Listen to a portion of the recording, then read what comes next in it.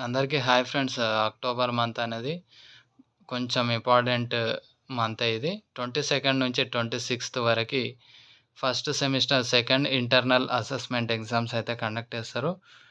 27థ్ నుంచి 31st వరకి ఏమైనా ఇన్‌స్ట్రక్షన్స్ ఇచ్చేదుంటే ఇన్‌స్ట్రక్షన్స్ అయితే ఇస్తారన్నట్టు.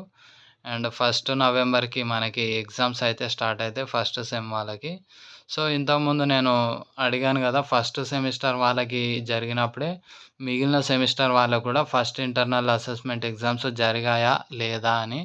సో, వాటికి సంబంధించి ఇప్పుడు ఈ వీడియోలో అయితే దీని కింద అయితే కామెంట్ చేయండి. కామెంట్ చేస్తే అందరికీ తెలుస్తది.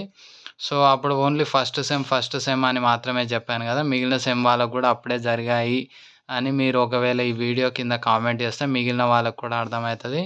ఓకే.